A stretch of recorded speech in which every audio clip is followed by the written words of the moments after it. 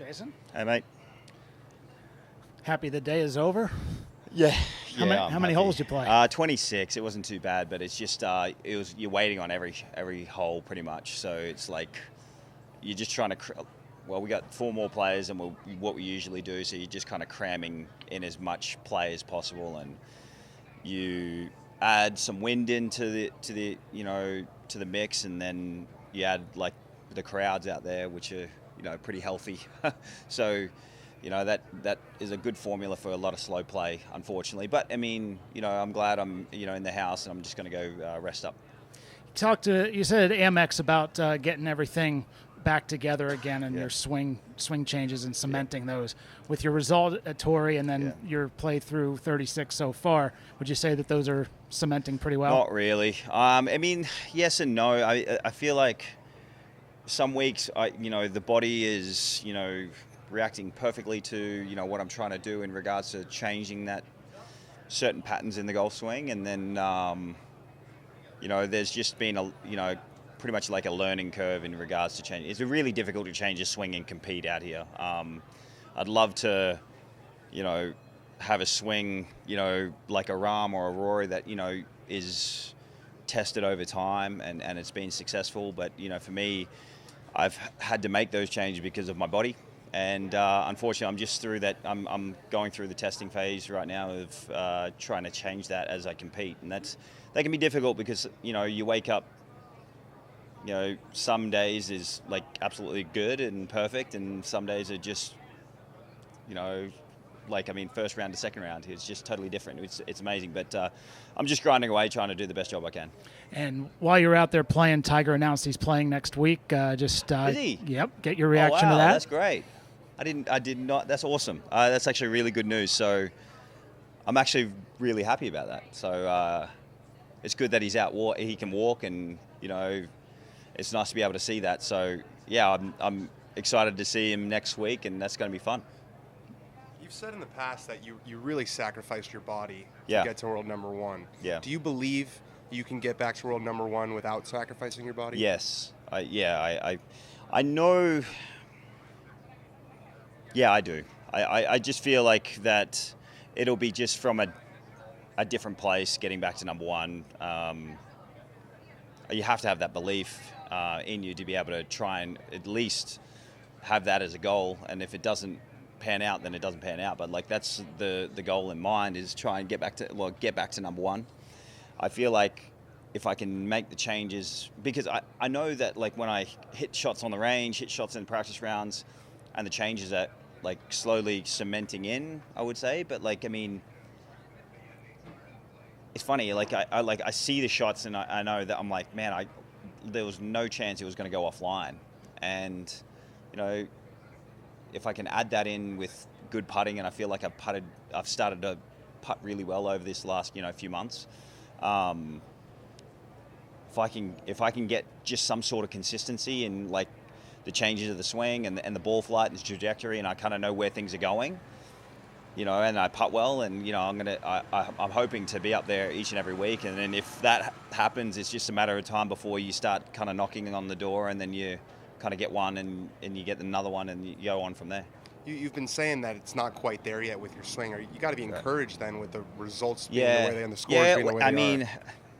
It just, the results that I had, over the last 2 years, it was just obviously a struggle with putting and the short game and other things that have gone off on the golf course and off golf course. But it's very encouraging to be able to be at 6 under and, 4 back, and currently 4 back. But, playing well at Torrey Pines and then kind of getting in the mix here with 36 holes to go.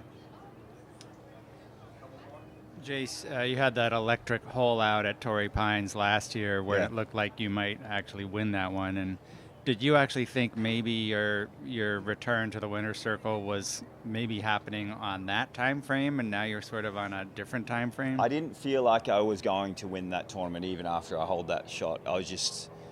I was too like amped up going into 15. I was out of sync and out of comfort. I just knew that I should have brought myself down. Like I don't need to react and be excited about a shot that went. I mean, obviously it went in and it was great, but like that was the time when I go, no, I got to pull my head in, and it went in great, and just react like it was nothing, because I think if that was the case, then I wouldn't have worked myself up so much. But if I win this year, great. If I don't, then I got to keep working. You know, I was just talking to Michael Thompson about it, and he was asking me about, you know, do you feel like you have to work harder now just because the competition is so difficult? And I said, I don't think I have to work as hard, because I've always worked hard. I just feel like I have to be super disciplined on pretty much every aspect of my game in regards to making sure that everything is perfect. You know, when I was younger, I could kind of get away with things not being as perfect. And, you know, now that I'm older, I kind of have to make sure that I'm disciplined in my process. You say you want to get back to number one. Rahm and Scheffler, two of the guys you're chasing this week, they're at the very top. They're there week in, week out. Yeah. You were there week in, week out, 15, 16. Do you miss all that stuff? Do you I miss do. being asked about your every single shot you hit, and whether it's good or bad? I mean, I miss obviously talking pretty much every week and being in front of the media and playing good golf and trying to win tournaments. That's like the big thing for most guys out here. They're trying to get in contention. Like, you miss those feelings on Saturdays and Sundays, and typically when I'm in the mix on Sundays, I get no sleep that night, and I miss that. You know what I mean? I've been sleeping quite nicely over the last 2 years, and that's on like a Sunday night, and that's not what I want to do. I want to have no sleep. Jason, I was talking to Como earlier, and I'd love to hear more specifically about some of the stuff you're working through in your swing and what you're hoping to accomplish. So, over the last couple of days, you know, I've been talking about shallowing the club. It's just, unfortunately, like, I was doing it a little bit wrong over the last couple of days. I was just kind of getting the club stuck underneath me and extending up and just shallowing it from all the wrong reasons, I would say. But we did a lot of work, body work, for a year and a half, just trying to get the body motion correct. And then now it's like all like the small little, kind of like the minutiae of like small, like tiny little changes that are really difficult to make. Like keeping the left arm internally rotated at impact, but also just making sure that the forearms kind of turn over, but keeping that left arm in and the right arm underneath. But then it's all about like release pattern stuff and, you know, getting it up and out of the way. And I mean, I could talk for hours and hours. I mean, I'm so obsessed with the swing and like getting it to a certain point that like I call Como at 1 o'clock in the morning just because I've like got an idea. But you know, I think, you know, things are progressing in the right way. Right now, I've just got I have to deal with like kind of a wipey fade, and that's okay. I'm okay with that. But at some point, you know, if I can get the release pattern the way that I want it to, it'll come out like kind of like more like a John Rahm bullet fade, which would be nice. But you know, I feel like there's a lot of work left to do. From first round to second round overall, it seems like this golf course has been very scoreable in the second round, much more so in the first. I know you said you played 26 holes today. Yeah. When did you feel this golf course become a little more gettable as far as low scoring?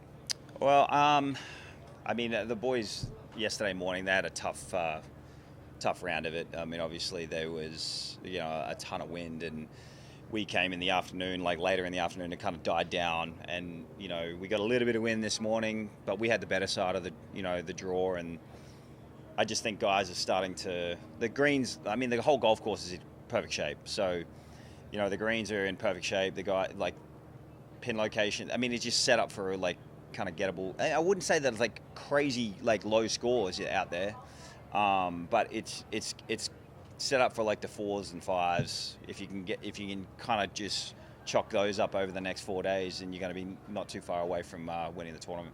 Yeah. And what was your approach when you felt that the golf course was ideally set up for a bit more scoreable rounds? Trying to hole some more putts would be nice, but I missed, you know, 3 makeable putts, and you know, that would have put me 1 back currently. But you know, it is what it is. I just got 2 more days. You know, things especially here, things happen pretty quick. Jason, how did you handle seeing your name go from #1 in the world down to 150? It was very humbling. Yeah, I mean, I was telling Luke, my caddy at Amex,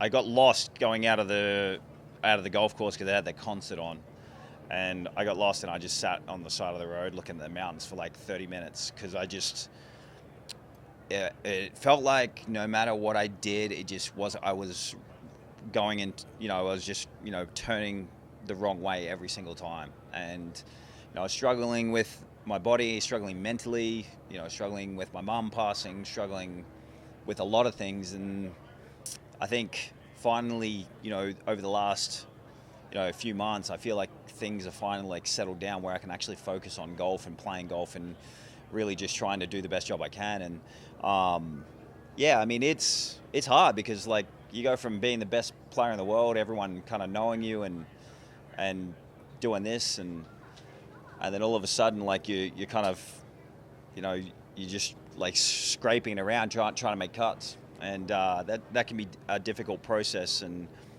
it's not an easy fall, but I feel like I have been nice enough to a lot of guys out there that the fall wasn't too bad, and now I'm just trying to work my way back up. Thanks.